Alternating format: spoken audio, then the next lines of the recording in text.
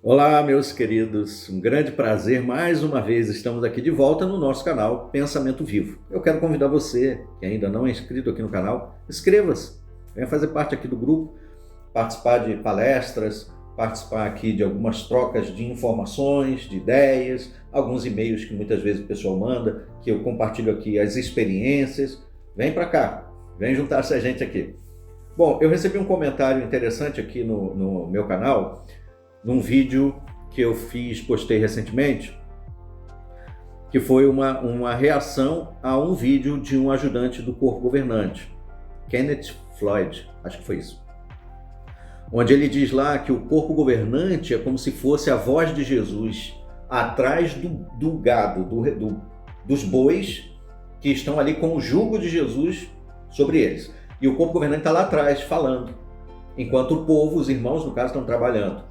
E aí eu botei o tema, né? Testemunhas de Jeová são bois? É humilhação para os irmãos, né? Se o corpo governante é o que está atrás. Porque se todos os cristãos fossem considerados como bois e Jesus colocando o jugo em cima de nós, beleza, tranquilo, todo mundo é igual, né? Agora, o povo é o gado e o corpo governante é a voz de Jesus lá atrás, aí fica um pouco estranho, não fica não? Bem, o nosso querido João Santos fez um comentário interessante e ele disse assim, ó: Alexandre, a desassociação não é bíblica, é uma distorção da palavra de Deus. Os pastores, os sacerdotes e muitos outros de outras religiões são os que têm menos culpa. A culpa maior está nos ombros do povo. Esse que tem culpa maior. E por quê? Basta ver Oséias 4, 6 a 9. Meu povo está perdido por falta de conhecimento. Nesse caso, eu posso afirmar que aquele que caminha como se conhecesse o futuro, cai logo à frente. Ouça, se você se conhecer por dentro, ninguém o abre por fora. Muito obrigado, meu querido João Santos, pelo seu comentário. E vamos fazer aqui algumas ponderações em cima dele, tá? Será que eu concordo com tudo que você disse? Então vamos lá. Primeiramente, você disse a desassociação não é bíblica. Concordo se você está se referindo à maneira como a Sociedade Torre de Vigia faz a excomunhão. Se é nesse sentido que você está dizendo, concordo com você. A forma como a organização Torre de Vigia administra a excomunhão, que é a remoção de um membro da organização, então, de fato, você está correto, porque ela não simplesmente remove o pecador do meio dela. Ela faz isso debaixo de humilhação e também colocando a pessoa como alguém que seja alvo de discriminação, onde todos devem cortar os laços com aquela pessoa, inclusive membros da família. Porém, a remoção tem um sentido bíblico. Se você for ler em 1 Coríntios, no capítulo 5, por exemplo, embora a organização Torre de Vigia aplique muito mal esse texto aqui, o texto fala a respeito de uma disciplina que deve ser dada a pessoas que não andam de acordo com as escrituras. Porém, essa disciplina é algo que os próprios membros vão analisar como manifestá-la. E não é uma imposição ou determinadas regras talmúdicas de uma organização que vão determinar isso. Por exemplo, a carta que o apóstolo Paulo escreveu aos cristãos em Corinto referia-se ali ao fato de um homem estar cometendo uma imoralidade sexual tal qual nem as pessoas que não são cristãs cometiam. Ele estava tendo relações sexuais com a esposa do pai dele. E os irmãos simplesmente agiam como se aquilo fosse uma coisa normal. Ou seja, não tomavam nenhuma atitude, não viam aquilo, não manifestavam nenhum tipo de repulsa por esse tipo de comportamento. Então Paulo escreveu uma carta a todos os cristãos, não foi confidencial aos anciãos, já começa aí, foi para todos na congregação. E disse: removei o homem iníquo dentre vós. Está aqui nos versículos, se você for ver do 9 até o 13, ele diz: removei o homem iníquo dentre vós, quer dizer, tire ele da sua associação, não se associe com ele. Mas isso era algo que as pessoas iam analisar, qual seria o grau dessa não associação.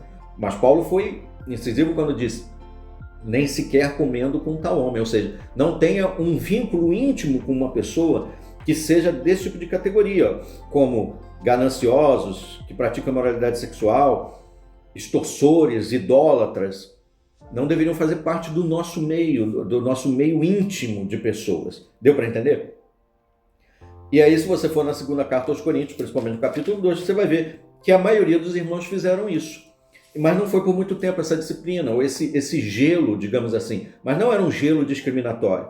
Simplesmente, não vou chamar ele para as refeições na minha casa, não vou chamar uma pessoa que se comporta dessa forma, porque ele não é bem-vindo no meu meio, porque eu respeito as leis cristãs. Então, uma pessoa que pratica esse tipo de coisa, que viola as leis cristãs, não é bem-vinda. Ele pode ser uma má influência para a minha família, para os meus filhos, para mim.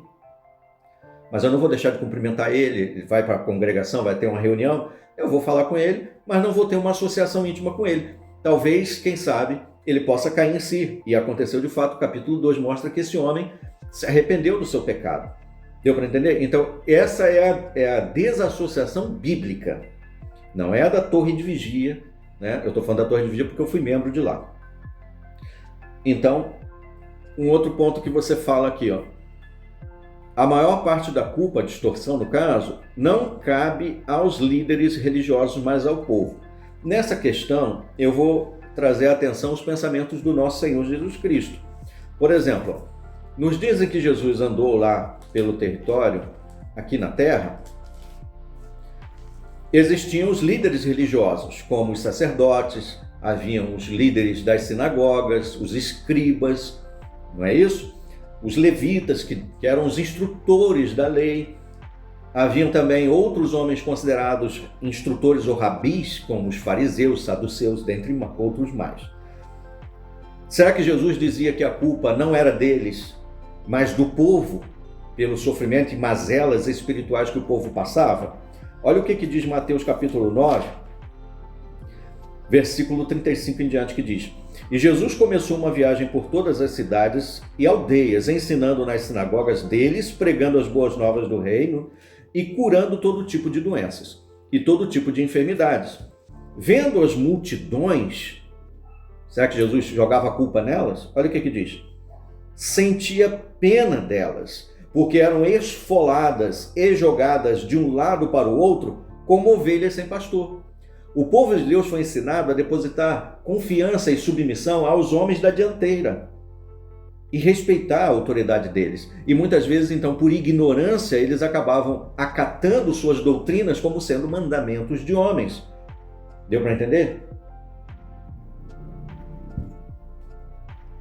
Eram os líderes que tinham a obrigação de ensinar o povo, porém ensinavam errado.